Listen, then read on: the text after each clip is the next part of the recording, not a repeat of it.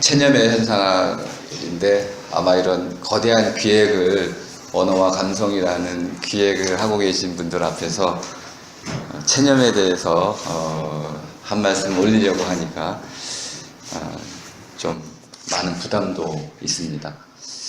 제가 체념이라는 기분에 대해서는 아마 누구보다도 잘 알고 있는 듯합니다. 체념을 많이 한 사람만이 체념에 대해서 잘 쓸 수 있을 테죠. 아마 2000년대 내내 아마 체념에 대한 고민을 많이 했었고 기분에 대한 연구를 쭉 해왔었는데 초창기 제 연구들의 주요한 특징은 기분이나 감정 이런 것들을 현상학이라는 특히 하이데거 현상학의 방법론을 빌어서 구조적으로 진행했다는 점과 또 저 자신을 소개한 글에도 잠깐 나타나 있지만은 우리말을 가지고 기분에 관한 연구를 수행했다는 두 가지 점이 좀 특징적이라고 말씀드릴 수 있습니다. 예를 들어서 느낌이란 말을 설명해 보자면 누구나 우리 한국인이면 느낌이란 말을 쓸 수 있습니다. 근데 느낌이 늪이라는 말로부터 비롯됐다는 것을 설명드리면 고개를 좀 갸웃듯하게 됩니다. 늪이라는 게 뭘까요? 그럼 우리 얼굴을 낯이라고도 하는데요. 나타나다. 또 낯하고도 연결됩니다. 또 밤낮 할 때도 낯하고도 연결이 되네요. 그럼 늪이라는 것과 낯이라는 것과 낯이라는 것이 어떤 연관이 있다. 그러면 기분이라는 것, 기분도 감정도 또 어떤 진리도 우리가 느낄 수 있는데 그 느낌이라고 할 때 그 늪이라는 말을 좀 이해하면 느낌 현상을 설명하는데 좀 많은 도움이 됐습니다. 늪이라는 것은 어떤 불러일으키는 힘 또는 원인 이것이 좀 남에게 부정적으로 전가될 땐 탓이라고도 쓰이게 됩니다. 그러니까 탓이라는 건 좀 부정적인 의미를 갖고 있고요. 그 탓으로 인해서 빚어진 부정적 결과를 탈이라고도 합니다. 그러니까 늪이라는 것은 그런 긍정 부정을 떠나서 무엇인가를 불러일으키는 원인, 그것을 늪이라고 할 수 있습니다. 그것을 받아들이면 느낌이 되겠습니다. 그러니까 느낌에는 크게 불러일으킨다라는 중요한 활동이 들어가 있고요. 근데 이 불러일으킬 때 저절로 일어나는 경우도 있을 수 있을 테고요. 또 스스로 불러낼 수도 있을 테고요. 생각 같은 경우, 상상 이런 것들이 좀 그럴 테고요. 또는 이제 강렬한 것들은 밖으로부터 이렇게 자극을 받아서 또는 여리고 잔잔하고 뜨뜻미지근하고 또는 희미하고 등등 다양한 방식으로 늪을 우리가 이렇게 파노라마를 만들어갈 수 있습니다. 근데 중요한 것은 느낌을 단순히 느낌만으로 설명하지 않고 어떤 구조를 찾아가려고 노력한다는 겁니다. 그러면 정말 그 구조가 좀 나타나는 면이 있는데요. 그럼 늪의 반대쪽에는 받아들이는 쪽이 있어야겠죠. 불러일으킨다면은 부름에 응답하고 들어주는 받아들이는 쪽이 있어야 되고요. 그럼 이 둘의 관계, 이제 늪이라는 것과 받아들임을 통해서 궁극적으로 우리가 갖게 되는 것은 알미라고 할 수 있습니다. 근데 이 알미라는 것은 또 뭐 알아보다, 알아주다, 뭐 알아하다 해가지고 그 파노라마가 뭐 무궁무진한데 기본적으로는 차림이라고 할 수 있습니다. 알아차림, 상차림할 때. 그러니까 알미라는 것은 하나의 개념화되는 것이고 캐테고리화되는 겁니다. 개념화가 되고 그 개념화라는 것은 언어층이도 있지만은 감각이나 감정이나 기분이나 또는 뭐 다양한 뭐 외국어 층이 등 다양한 층위로 범주화가 된다는 걸 알 수 있습니다. 그리고 범주화가 된 것들은 이제 거꾸로 우리의 느낌들을 덮어 씌우면서 우리의 느껴야 할 바들을 조율해 간다는 걸 알 수 있죠. 그러니까 늪이라는 것은 그 자체로 원인이기도 하지만은 그 뒤로는 우리가 받아들임, 알아차림의 패턴을 통해 가지고 또 조율되는, 거꾸로 조율되는 이런 이제 느낌을 조율하는 가장 강력한 힘이 저는 말이라고 생각을 합니다. 그러니까 말과 언어와 감성이라는 이 주제는 저에게는 아주 놀라운 주제였습니다. 말과 감성을 이제 엮을 수 있다면 이제 신체, 몸이 들어가면 되겠죠. 또 세계가 들어가면 될 테고요. 근데 그 어떤 현상 가운데 하나로 제가 이제 체념을 한번 주로 연구하다 보니 권태, 뭐 우울, 또 뭐 불안, 공포, 두려움, 후회 이런 것만 연구를 그동안 해왔는데 그래도 체념은 비교적 철학자들이 좀 다뤘던 주제이기 때문에 연구거리도 좀 많이 있었습니다. 그래서 좀 선택을 해봤고요. 들어가기 위해서는 이제 기분과 감정의 문제를 조금 언급을 이제 했습니다. 여기 이제 감성이라는 주제는 사실 제가 기분이라고 말하는 것과는 큰 차이가 있습니다. 감성이라는 이 성이라는 것은 밑바탕이라는 뜻이 되겠습니다. 여기 영어로 이제 faculty라고 구분을 해놨는데 능력일 수도 있고요. 갖고 있는 힘 이걸 잃어버리면 어떤 것도 느낄 수 없겠죠. 하지만 이건 실체는 아닙니다. 구조일 수도 있고 뭐 유전자일 수도 있고 발현되는 것일 수도 있고 뭐라고 말할 수는 없지만은 일종의 파워, 힘이야. 그걸 갖고 있어야 됩니다. 그러면은 느낄 수 있고 또 감정이라고 할 때 정이라는 건 속마음이라는 뜻입니다. 마음에서 일어나는 것이 있는데 마음 자체는 일어나는 게 아니죠. 마음 자체는 그릇이라고 할 수 있다면은 거기서 일어나는 그것들은 이제 감정이라고 할 수 있습니다. 그런 감정들을 받아들이고 또 그것이 무엇인지를 깨닫고 분류하고 이런 것이 바로 감성이라고 표현할 수 있습니다. 그 첫 단락에 이제 그런 구분을 간단하게 정서까지 해가지고 간단하게 정리를 좀 했습니다. 쪽수가 조금 저랑 다르긴 한데 14쪽으로 가면 제가 연구하는 방식을 조금 소개하겠습니다. 기분이라는 것이 우리가 한나라 때부터 이미 써왔던 아주 오래된 낱말입니다. 기 철학하면은 기라는 말은 여러분도 아시겠지만은 최한기로 한국엔 대표되지만은 이기이원론 해가지고 동철의 핵심 개념입니다. 근데 우리가 기분이란 말을 그냥 일상적인 낱말로만 써왔기 때문에 그 기분의 깊은 뜻을 우리가 놓쳐버렸는데요. 그걸 좀 저는 복원을 할 필요가 있다고 생각을 해서 기분을 좀 연구를 했더니 기의 분한 이렇게 이해가 되더라고요. 그러니까 기라는 것이 있고 원기, 정기, 뭐 기에도 한 120가지 이상이 있습니다. 수많은 기가 있는데 이 기가 어쨌든 간에 흩어지고 모아지는 방식을 통해 가지고 다양한 어떤 흐름들을 만들어냅니다. 이렇게 흐름을 만들어내는 성분이라고 해야 되나요? 분량이라고 해야 되나요? 동철에서는 분한이라는 표현을 쓰고 있는데요. 그때그때마다의 만큼 정도로 이해할 수 있습니다. 한도라고도 할 수 있을 테고요. 그러면 체념이라는 것도 기분으로 연구할 때 하고 감정으로 연구할 때 하고 뭐 생리학에서 연구할 때 또 다릅니다. 감정학에서 말할 때 또 다르고 그래서 저는 지금 여기서는 체념이라는 이 현상을 현상학적 방법으로 한번 다뤄보겠다.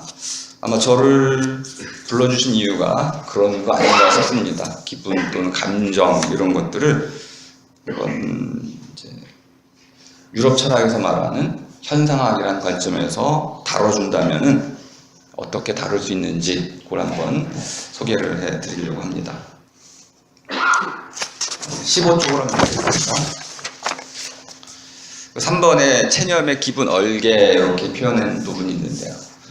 기분이라는 것이 무슨 구조를 갖느냐 이렇게도 이제 의문을 가지실 수가 있는데 이 부분이 아마 현상학의 가장 중요한 발견물이라고 생각을 합니다. 기분이 단순히 우리 감각기관의 자극을 통해서 불러일으켜지는 신체의 한 사건으로 거치는 건 아니다. 기분이라는 것은 세계와 관계를 맺고 있고 의미와 관계를 맺고 있고 또 언어와 관계를 맺고 있고 나 자신이 처한 어떤 실존적 상황 이것과 관계를 맺고 있는 뭐 하이데거식 표현으로 하면은 존재의 지평과 같은 것이다. 있다는 것의 의미가 드러나는 뭐 시간을 이제 지평이라고 많이 얘기해 왔는데요.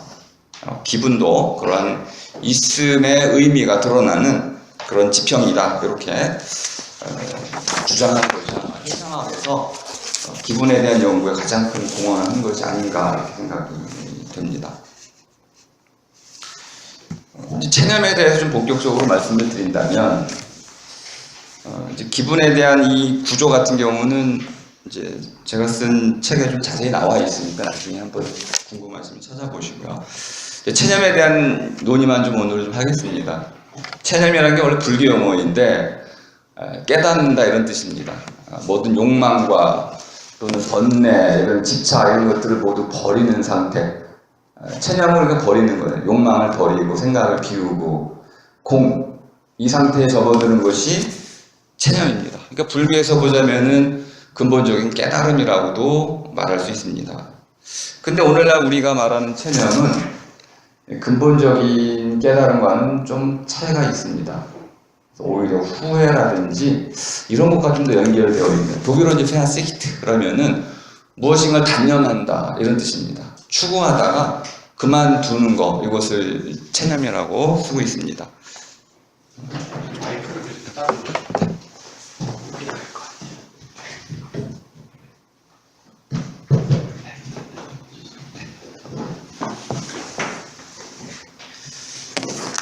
16쪽으로 오시면은 키에르케고르가 체념을 육체의 가시라고 표현했다는 것을 볼 수 있습니다. 재미난 표현인데요. 체념이라는 것은 육체의 가시, 몸속, 살 속에 박힌 가시와 같아서 나를 괴롭힌다는 거죠. 그러니까 체념을 한 사람들은 일종의 구원, 이제 키에르케고르 입장에서 보자면은 신에게 받아야 할 구원을 포기해서 영원한 죽음을 죽어야 하는, 그러니까 육체의 가시 같은 것이죠. 고통의 연속이라고 볼 수 있는데요. 저는 체념했더니 육체의 가시가 쏙 빠지는, 오히려 후련함을 느꼈습니다.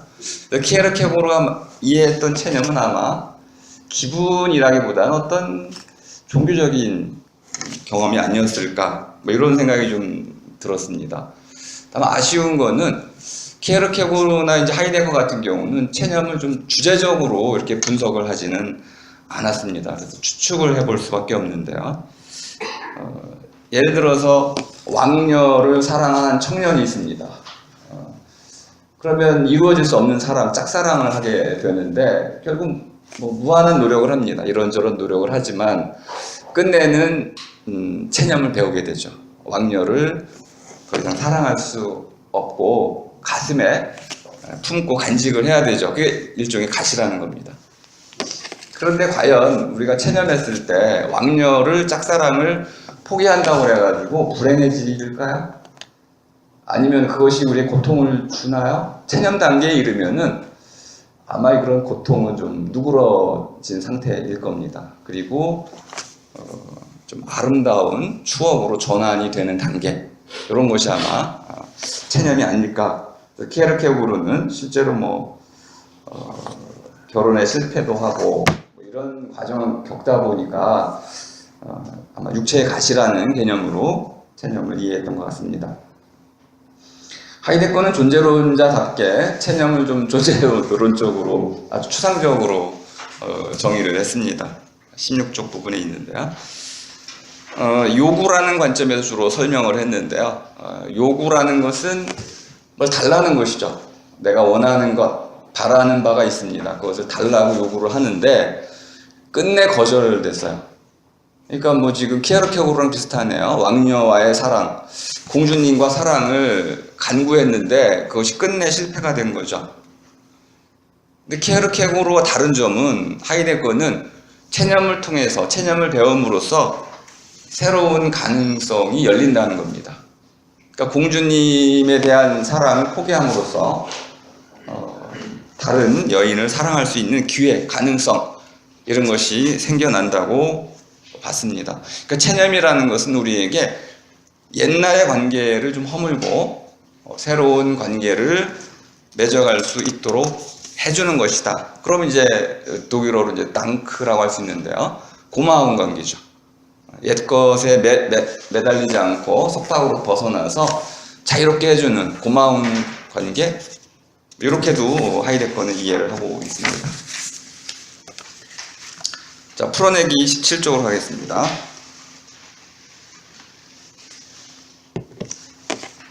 여기 이제 제가 좀 정리하고 연구를 한 주제들인데요. 제가 처음으로 연구했던 주제는 이제 후회였습니다. 왜 이렇게 후회할 게 많은지요. 전 결혼도 좀 일찍 한 편인데, 별게 다 후회가 되더라고요. 근데 정작 후회는 많이 했는데, 후회가 뭔지 잘 몰랐어요. 그래서 집사람하고 후회에 대한 많은 토론을 해봤는데, 집사람도 모르고 있더라고요. 그래서 이제 스승님께도 여쭤봤죠. 스승님도 후회를 잘 모르시는데, 후회를 많이 하셨대요. 주변에 여쭤보니까 다들 후회는 많이 하고 계신데, 후회를 설명하라고 그러니까 잘 못하더라고요. 저도 마찬가지였고. 그래서 키에르케고르 흉내를 좀 내서 후회에 관한 이제 구조를 좀 파악을 했습니다. 우리가 후회를 안 한들 뭐 손해보는 거 있을까? 후회를 왜 하는 거지 도대체? 생물학적으로, 진화론적으로 후회하는 게 더 나은 걸까? 아니면 문화의 산물인가? 종교가 만들어낸 허구인가? 뭐 수많은 이제 물음들을 묻다가 정작 내가 후회란 현상 자체를 모르는구나. 그래서 이제 후회란 현상 자체를 이제 좀 연구를 했습니다. 후회와 시간이라는 책으로 출판을 했는데 불행하게 그 출판사가 망해가지고 지금은 절판이 됐습니다. 그런 이제 그 일종의 기분에 대한 현상학 분석 시리즈의 이제 한 과정이라고 보시면 되겠습니다. 근데 제가 주로 했던 것은 이것이 현상이라는 건 나타난다는 뜻인데요. 나타난다는 건 숨겨져 있다는 걸 전제로 합니다. 그러면 숨겨져 있을 때는 어디에 있는 걸까요? 없었던 걸까요? 아니면은 잠자고 있는 걸까요? 아니면 갑자기 생겨나는 걸까요? 창발하는 건가요? 또는 어떤 조건이 맞아 떨어지면 발생하는 바이러스 같은 걸까요? 잠재되어 있던 건가요? 근데 왜 내게만 후회가 일어나고 다른 사람에게는 안 일어나죠? 또 어떤 사람은 많이 후회하고 어떤 사람은 덜 후회하고 이런 개인적인 편차가 생기는 걸까요? 등등 이런 기분 현상을 탐구하면 할수록 종잡을 수 없는 이런 미로에 자꾸 빠져드는 걸 알게 됐습니다. 파스칼도 기분에 대한 연구를 많이 했는데 결국 체계적인 연구를 못했고 스피노자 정도는 열심히 해서 기분에 대한 뭐 사랑과 미움, 기분인지 모르겠는데 감정에 대한 연구를 주로 했습니다. 그것 때문에 이제 들레즈도 큰 영감을 받게 되는데 감정이라는 것이 촉발된다는 근본적인 특징이 있다. 이것 때문에 매력을 느꼈던 것 같습니다.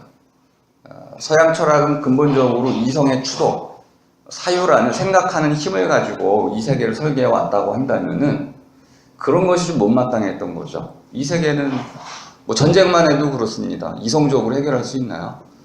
가장 강인한 충동에 의해서 이루어지는 힘 대 힘의 대결인데 이런 것들을 근본적으로 설명할 수 있는 틀이 없을까? 그러다가 이제 감정을 발견하게 되고 쭉 연구해 보니까 아리스토텔레스가 이미 감정에 관한 이론들을 많이 썼습니다. 그때 말하는 파테인 같은 경우는 겪는다 이런 뜻으로 많이 설명을 했는데요. 저는 이제 그런 것하고 좀 거리를 두고 과연 기분 자체를 우리가 현상으로 드러낼 수 있을까? 그런 특정한 목적을 갖고 하는 것이 아니고 기분을 그냥 기분으로 드러낼 수 있는 방법을 좀 찾고 싶다. 그래서 기분학이라는 걸 제안을 좀 하고 기분에 대한 연구를 좀 현상학이라는 방법을 사용해서 구조적으로 한번 나타내 보자. 어떻게 나타나는지 한번 보자. 그래서 이제 그 기분의 나타남의 그 길을 또는 그 방법이나 방식 또 단계 또는 뭐 다양성과 통일성 이런 것들을 한번 잡아내 보고자 시도를 좀 했습니다. 번호를 좀 매겨놨는데요. 이제 체념거리 이건 뭐 사실 저희 그 철학하시는 분들도 저한테 시비를 많이 거는 부분입니다. 체념거리. 예를 들어서 어떤 사람은 시련 때문에 후회를 하기도 하고요. 어떤 사람은 뭐 공부 때문에 후회를 하기도 하고요. 도대체 이렇게 다양한 방식으로 후회가 일어나고 체념이 일어나는데 그럼 구체적인 대상을 특징할 수 있겠는가? 그래서 특징할 수 없다. 뭐 이런 비판을 많이 해주셨고, 또 하나는 체념거리라고 했을 때 먹거리 느낌이 난다. 그래서 뭐 걸리는 것이냐, 먹는 거냐, 관계되는 대상이냐, 복잡한 논의가 좀 있지만은 일단 용어 부분은 혹시 나중에 질문이 있으시면 그때 설명을 좀 드리고요. 어쨌든 체념거리 하면은 체념이라는 기분이 불러일으켜지는 바로 그 대상, 이것을 그냥 통칭하겠습니다. 근데 이거는 구체적인 사물일 수도 있고요, 사건일 수도 있고, 사람일 수도 있고, 상상일 수도 있습니다. 그래서 불특정 어떤 것을 지칭하기 위해서 대상이란 말을 쓰지 않고 거리라고 썼습니다. 한마디로 말하면 체념거리는 체념을 불러일으키는 모든 것이라고 말할 수 있습니다. 18쪽으로 가시면 이게 이제 언어하고도 아주 깊은 연관을 맺고 있습니다. 그러니까 체념 거리가 없으면은 체념이 걸리는 데가 없기 때문에 체념이 불발한다는 겁니다. 그러니까 말이 하나 만들어지면 우린 그 말을 통해서 세상, 현상, 사태를 바라보게 되는데요. 체념거리라는 말을 만들어내니까 그 이전엔 체념의 대상 이렇게 썼었거든요. 그러면 체념의 주관이 있어야 되잖아요. 체념의 주관이라는 게 있을 수 있나요? 그래서 이게 좀 구조적으로 안 맞고, 그리고 저는 기분이라는 것이 일어나는 사건이라고 보기 때문에 주객의 도식으로는 설명할 수가 없다. 그래서 이제 기본적으로 체념과 관련된 모든 것을 아우를 수 있는 그런 새로운 낱말이 필요했고요. 체념거리라고 씀으로써 모든 것을 통칭할 수가 있게 됐습니다. 두 명의 이제 선행 철학자 키에르케고르와 하이데거를 보니까 키에르케고르는 왕녀를 꼽았고요, 공주님을 꼽았고, 하이데거는 이제 시에서 따온 것이긴 한데 이제 클라이노트라고 하는 보석이라는 것을 꼽았습니다. 값진 것이죠. 근데 이 값진 것은 누구나 값진 것을 알 수 있는데 자기 것으로 만들 수 없는 보물, 이런 경우가 바로 체념거리라는 겁니다. 내 것으로 만들 수 없는 값진 것, 포기하면 너무 아깝죠. 그런데 그걸 지금 현실적으로 그것을 소유할 수는 없는 상태입니다. 포기를 해야만 하는 상태이죠. 그럼 포기 안 할 수는 없을까요? 이게 체념의 중요한 어떤 지혜라고 해야 되나요? 중용이라고 해야 되나요? 언제쯤 체념하는 게 좋을까요? 포기가 언제쯤 일어날까요? 보통은 저절로 자연스러운 때를 알게 되는데요. 보통 우리 고집스러운 사람들은 체념을 모른다, 포기를 모른다, 이럴 때도 있습니다. 그럼 되게 불행해지죠. 근데 너무 일찍 체념하는 경우는요, 또 인생에 낙이 없습니다. 그냥 무미건조한 삶을 살아가게 되죠. 결국 체념이라는 현상은 삶의 지혜와 맞닿아 있다는 것도 알 수 있습니다. 그럼 언제쯤 우리가 체념을 딱 하게 되는 걸까요? 그 체념의 시기를 알려주는 것을 군대 갔다 오신 분들은 알죠. 공의, 격발기, 체념의 공이라는 말을 통해 가지고 아마 한국 남자라면 이 공이라는 표현을 잘 알 수 있을 텐데요. 총알이 총구를 이제 날아갈 수 있도록 뒤에 화약을 쳐주는 일종의 이제 촉매제 같은 것을 말합니다. 그 체념이라는 것은 내가 일부러 체념할 수는 없고요. 이렇게 체념의 공의에 의해서 체념의 불이 딱 붙어야만 체념이 저절로 일어나는 거죠. 그 체념은 내가 뭐 하려고 한다고 되는 건 아니고 체념이 일어나야만 체념하게 된다, 이런 특징을 갖고 있어서 그런 제3의 요소가 필요해 보였습니다. 그래서 체념의 공이 라는 걸 통해 가지고 체념이 일어나는 과정을 좀 설명을 좀 하고자 했습니다. 자, 20쪽으로 가시면 2번에 기분, 성격. 아마 이 부분이 제가 가장 말놀이를 잘하는 부분인데요. 말놀이라고 하시면 좀 반감이 있으실 분도 있는데, 뭐 학자가 그렇게 말놀이를 좋아하냐? 근데 저는 틈만 나면 아무튼 말놀이를 합니다. 하루에도 뭐 몇 시간씩 낱말을 찾고 그러는데, 우리말을 찾으면서 어떤 때는 고민도 되고 어떤 때는 보람도 느끼고 그럽니다. 근데 가장 어려운 거는 우리가 일상적으로 쓰는 말을 바꾸니 가장 어렵습니다. 존재라는 낱말을 바꾸고 싶은데 쉽게 안 바꿔지죠. 왜냐하면 덩치가 너무 커서 그렇습니다. 어떤 새로운 낱말 안에다가 집어넣을 수가 없어요. 반면에 우리말에도 있다라는 낱말도 있습니다. 이다라는 낱말도 있고요. 영어 같은 경우는 보통 소유를 나타내는 경우는 해부동사로 구현이 되지만 우리말 같은 경우는 보통 있다로 구현이 많이 됩니다. 큰 차이가 있다는 걸 알 수 있는데요. 근데 우리가 이 철학으로 넘어오면 갑자기 존재라는 말로 이상하게 바뀌어버립니다. 이렇게 되면 소유관계라든지 존재관계 이런 모든 관계가 막 허틀어져 버려요. 논의가 안 됩니다. 요거를 좀 아주 정치한 이제 갈말로 바꿔내기 위해서는 우리가 잘 쓸 수 있는 말로 좀 아주 갈고 닦아 나가야 되는데 이런 작업은 뭐 개인적으로도 할 수 있고 이제 의학계 같은 경우는 이제 의학 전문 용어 사전을 만들어 가면서 집단적으로 하기도 합니다. 일단 제가 만든 건 체념이란 말을 두 가지 낱말로 한번 생각을 했습니다. 이 어려운 불교 용어를 일상어로 바꾸고 이것을 다시 학문어로 또 서양 철학의 언어로 바꿔보고 싶었던 겁니다. 첫 번째는 이제 그 고의 접어 나빌레라 할 때 이제 고의 접다는 말에 이제 그 방점을 찍어서 생각을 접는다, 우산을 접는다, 생각 접기 이렇게 한번 해봤고 생각이라는 건 아무래도 좀 명료해 보여요. 날카로워 보이기도 하고 체념과 같이 좀 두루뭉술한 전체를 포괄하는 이런 데는 생각이라는 낱말은 적절치 않습니다. 생각은 특정한 흐름이 있는 낱말이에요. 어떤 누군가 주어진 물음을 묻고 그 물음에 대해서 올바른 대답을 찾아 나가는 과정, 찾아 나가는 이것이 생각입니다. 그러니까 생각은 찾아 나가는 거죠. 그러니까 어머니 어디 계십니까? 그러면 묻고 스스로 자기 다시 되물은 다음에 어머니가 어디 계실까 하고 이제 떠올리겠죠. 그리고는 확인을 한 뒤에 전화해봐서 거기 계시면 어머니 지금 집에 계세요. 이렇게 하면 올바른 대답이 됩니다. 찾아 나가는 과정입니다. 그러니까 생각이라는 것은 묻고 올바른 대답을 찾아 나가는 과정으로 이루어져 있으니까 마음보다는 굉장히 협소한 개념이라는 걸 알 수 있습니다.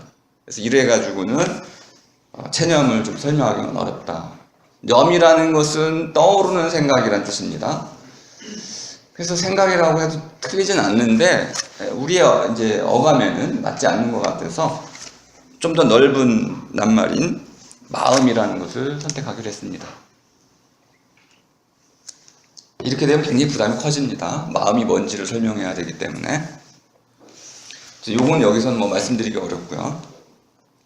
마음은 일단 마을 정도로 이해해 두시면 되겠습니다. 모든 것이 모이는 곳이다.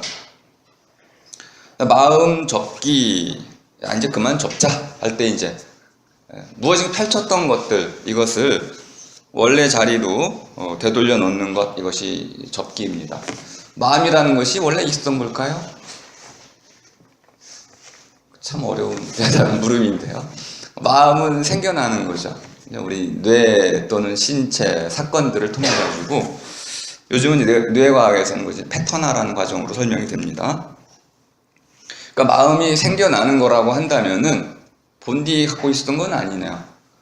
그럼 이렇게 생겨나고 펼쳐지고 특정한 방향으로 움직이던 이 마음을 본래 자리로, 첫 자리로 되돌려 놓는 것, 이것이 접기입니다.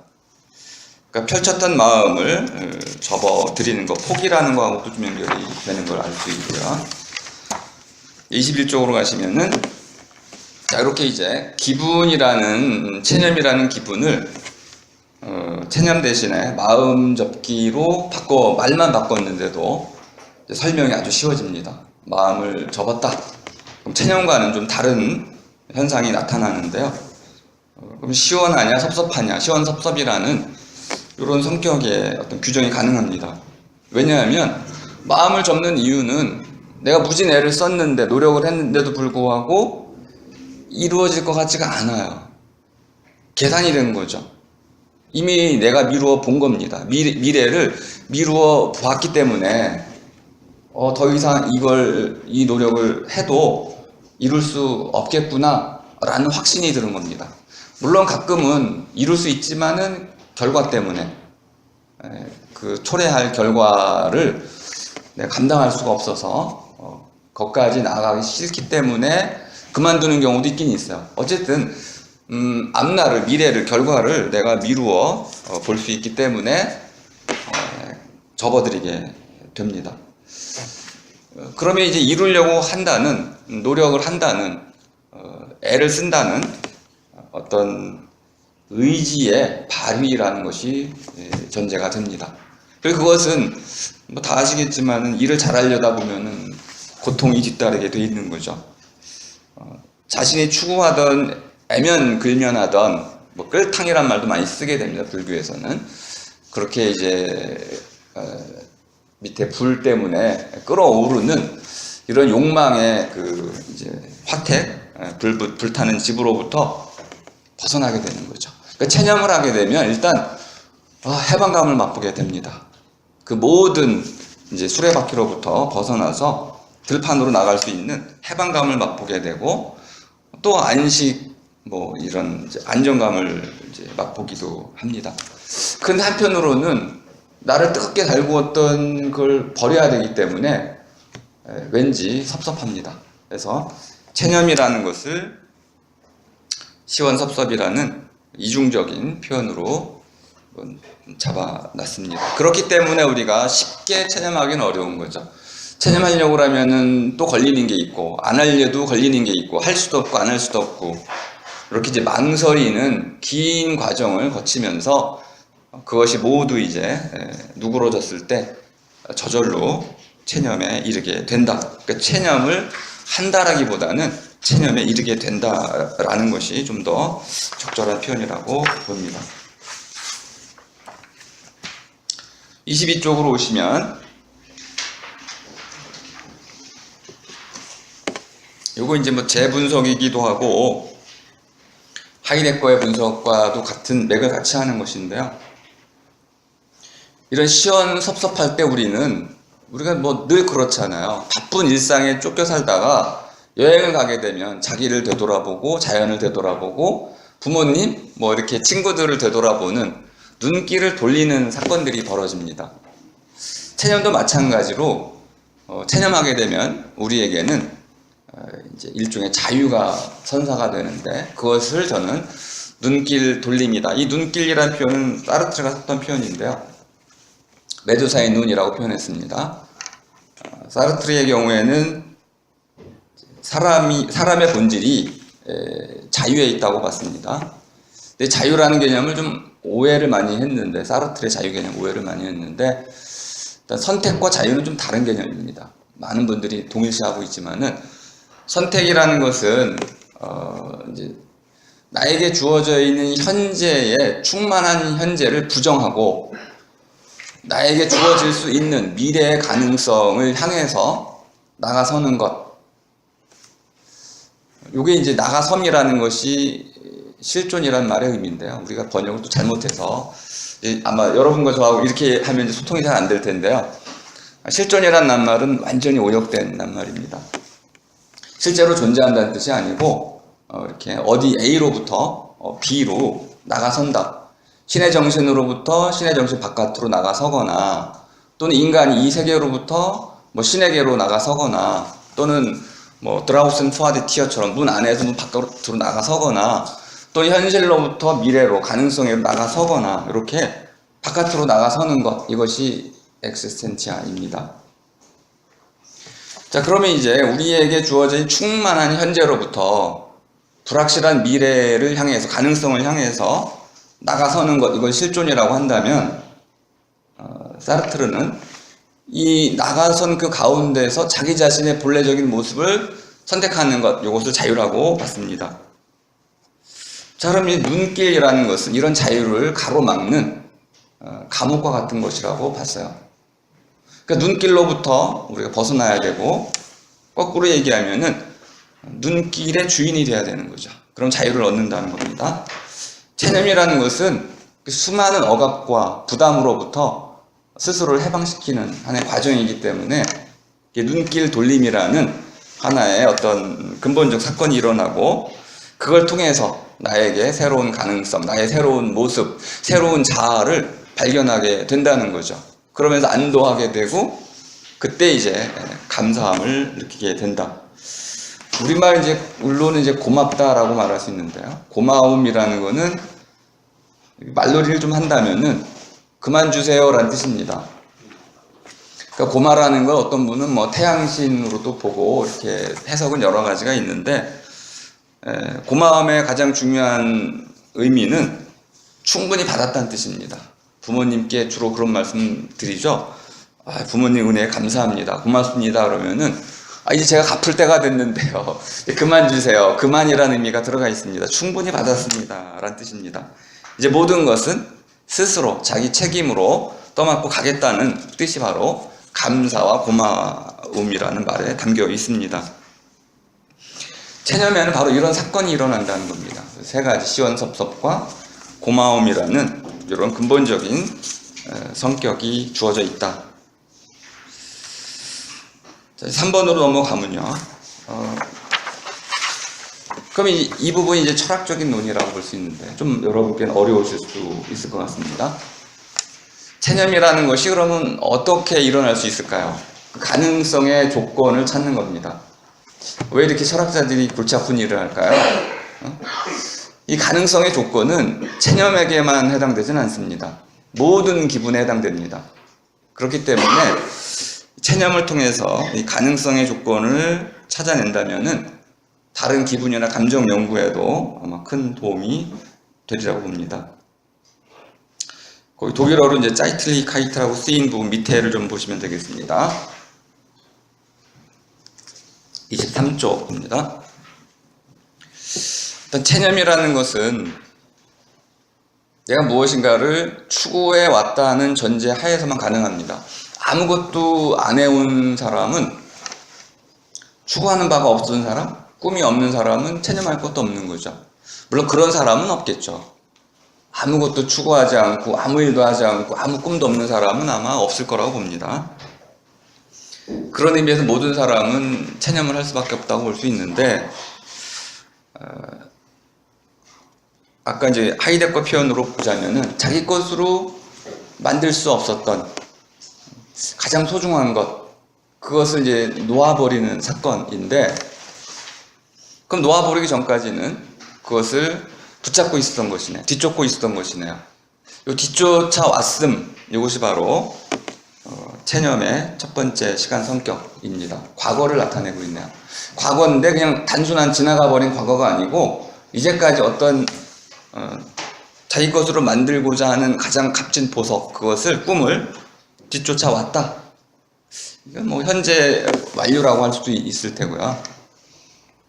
뒤쫓아 왔음이 바로 체념에서의 시간 가운데 과거라고 볼 수 있습니다. 두 번째는 이게 가장 중요할 수도 있는데요. 체념이 일어나는 순간이 가장 중요합니다. 이거 딱 확정할 수는 없지만은 체념이 언제 일어날까요? 이제라고 말할 수밖에 없는데 이제가 언제인지 모르겠습니다. 이제 난 체념할 거야. 그 이제는 어느 순간 갑자기 문득 나에게 찾아오는 특징이 있습니다. 이제는 내가 정해놓을 수가 없어요. 체념할 거야 라고 하지만 의지적으로 체념이 안 됩니다. 이제라는 문득 또는 순간이라는 돌발적인 사건에 의해서 체념의 현재가 구성이 됩니다. 요거는 누구도 정할 수 없다는 특징이 있습니다.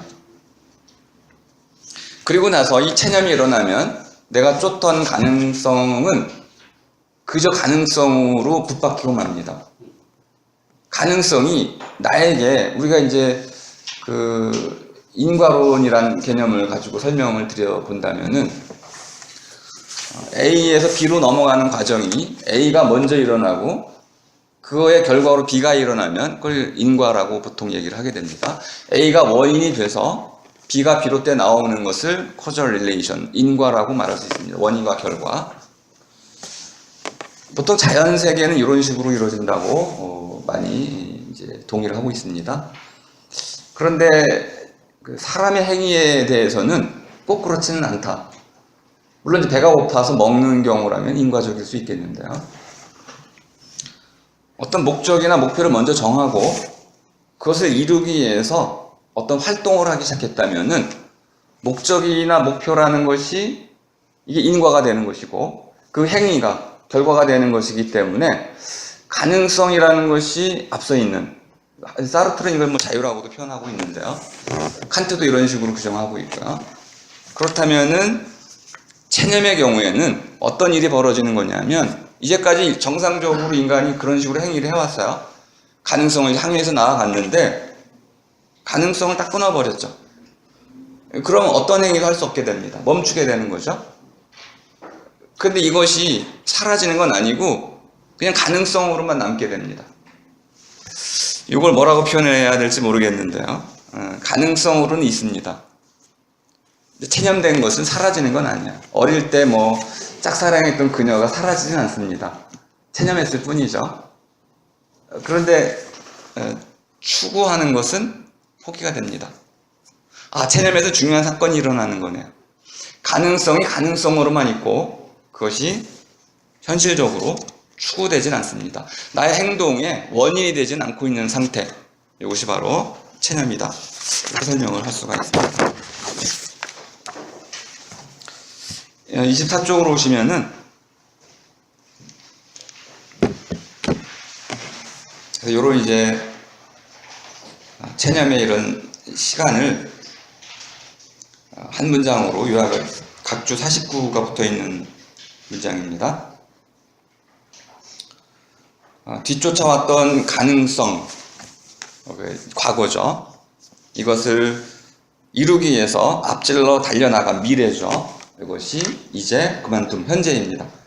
이렇게 과거, 미래, 현재의 세 가지 시간 성격으로 체념을 규정할 수 있다. 그러면은 체념이 좀 어느 정도 확정이 될 수 있습니다.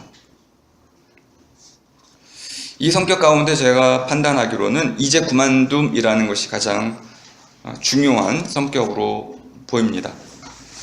이제라는 것은 상당히 규정하기 어려운데요. 이제, 그제, 저제.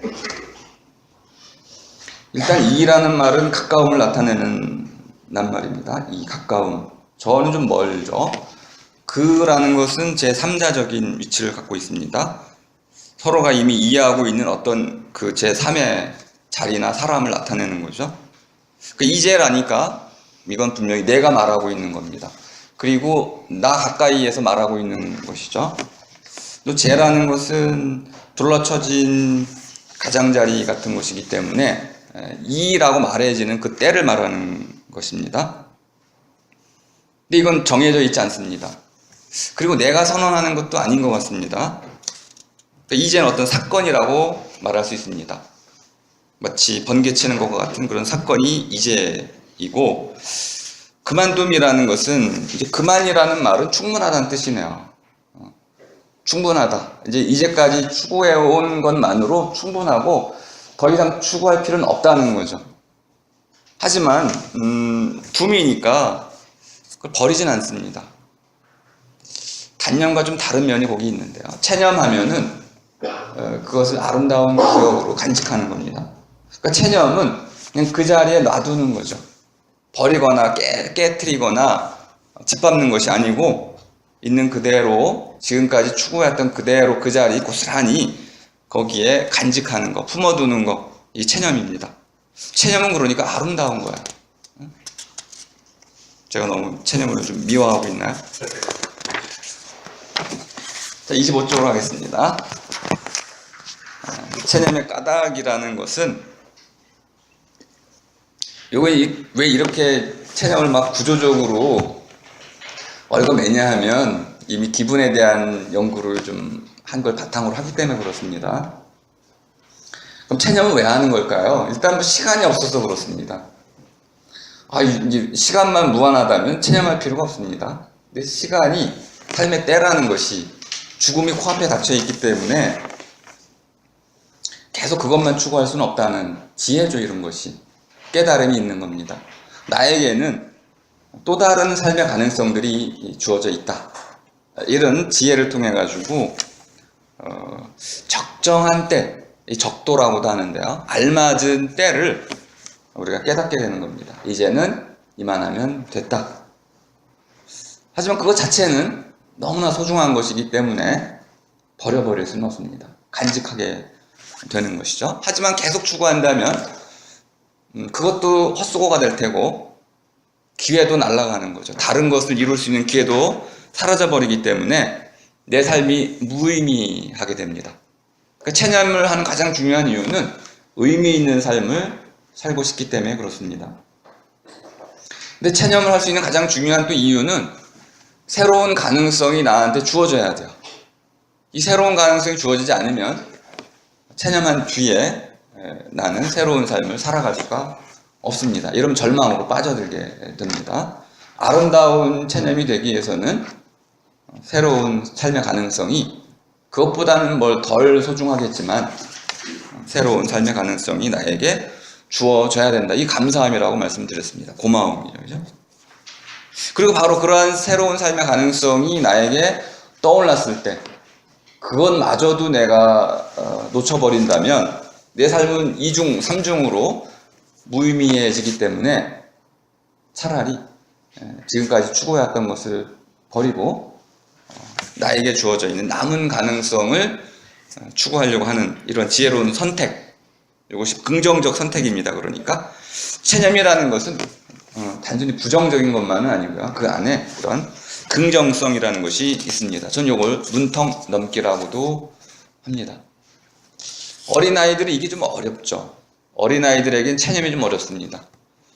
어른이 될수록 체념을 쉽게 잘하는 편입니다. 자기 신체에 대한 상태도 잘 깨닫게 되고요. 그러니까 몸이 안 되는 걸 억지로 하려고는 안 하잖아요. 다음에 뭐 지위 같은 경우도 마찬가지입니다. 높은 자리 가고 싶지만은 억지로 안 되죠. 그러니까 이렇게 분수를 우리가 안다고 말하는 부분인데 바로 체념을 통해서 우리는 보다 어른스러운 삶을 살아갈 수가 있다고 볼 수 있습니다. 한마디로 이제 제가 뭐 철학은 슬기 말킴이다라는 책에서 표현한 것인데 26쪽으로 오시면은 왜 체념을 하는 걸까요? 한마디로 이렇게 얘기할 수 있습니다. 보다 나은 삶을 살기 위해서. 이게 슬기의 핵심이라고 할 수 있습니다. 최선, 가장 좋은 삶을 살면 좋겠죠. 근데 그것이 우리에게 허용이 되지 않는다면 우리는 보다 나은 정도, 가장 좋은 게 아니고 그냥 보다 나은 삶을 살고자 하기 때문에 체념을 배우는 것이다. 또 체념을 하는 것이죠. 그렇다면 이제 이 체념보다 더 근본적인 어떠한 그 현상이 깔려 있습니다. 그 표현이 좀 마음에 들지 모르겠는데요. 마음졸임이라는 표현입니다. 왜 마음을 졸일까요? 결국 유한성 때문에 그렇습니다. 이게 뭐 또 철학자니까 저런 말을 하겠지 이럴 수도 있는데요. 저만 이렇게 얘기하는 건 아니고 거의 모든 철학자들이 이렇게 얘기를 합니다. 유한하다. 인간의 유한성을 인정하게 되면 죽음을 끌어들이게 되는 거죠. 인간의 유한성을 인정하게 되고 죽음을 받아들이게 되면 보통 사람에게는 두 가지 종류, 죽음으로부터 달아나려고 하는, 그래서 어떤 오락이라든지 탐닉이라든지 시간 죽이기 또는 마약 이런 쪽으로 빠져드는 경향이 있기도 하고요. 그러면 이제 죽음으로부터 죽음을 망각하는 현상이 있고요. 두 번째는 죽음에 맞서는 경우가 있습니다. 죽지 않으려고 하는 경우가 아니고 죽음을 받아들이는 경우. 그러니까 유한성은 두 가지로 보통 나타난다고 볼 수 있는데요. 이 두 가지 모두의 경우에도 동일하게 죽을까봐 또는 내가 이런 어떤 일들을 시간 내에 제대로 이루지 못할까봐라는 근본적인 현상이 있습니다. 이걸 마음졸임이라고 할 수 있는데요. 이런 마음졸임이 일어나지 않는다면 영어로는 케어라고도 번역을 합니다. 우리가 돌봄이라고 하지만은 돌봄의 경우에는 이 마음졸임이 남에게로 향하는 경우입니다. 자기에게로 향하는 경우도 있죠. 또는 사물 또는 일에로 향하는 경우도 있습니다. 그러니까 마음졸임은 근본적인 현상인데요. 왜 이것이 근본적인 현상이냐면 태어나서 죽는 그런 사람의 삶에는 피해갈 수 없는 운명과 같기 때문에 그렇습니다. 제가 아는 스님이 부정을 하시더라고요. 이야, 그거는 뭐, 속세에 있는 것들이나 그러지. 근데 이 마음조림이라는 건 속세와 관계가 없습니다. 마음의 구조기 때문에 그렇습니다. 마음이 없다면은 마음조림도 없는 거죠. 그 마음 노임이 있고 마음 조림이 있는 것이 두 가지는 상반된 과정으로 있습니다.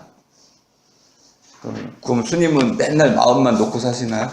마음 안 졸이세요? 마음 졸인다는 게 나쁜 걸까요? 그렇진 않습니다. 마음 졸임이라는 게 구조이기 때문에 바로 이 구조에 입각해가지고 마음이 졸여지면 우린 긴장하게 되고 좀 더 불타오르게 되고 의지를 갖게 되고 꿈을 갖게 되고 실천력이 강해지고 너무 심해지면 두려워지고 그래서 결국 일을 그르치게 되고 이런 문제가 생겨나는 거죠. 마음 졸임 때문에 우리가 체념을 배우게 된다. 자, 이제 결론 부분으로 가겠습니다. 27쪽. 이 부분은 그냥 뭐 덤이라고 보시면 되겠습니다. 아마 체념에 관심이 있으신 분들은 여기에 더 관심이 있을 수도 있는데요. 체념의 단계가 있다는 것이 상당히 저한테 흥미로웠습니다.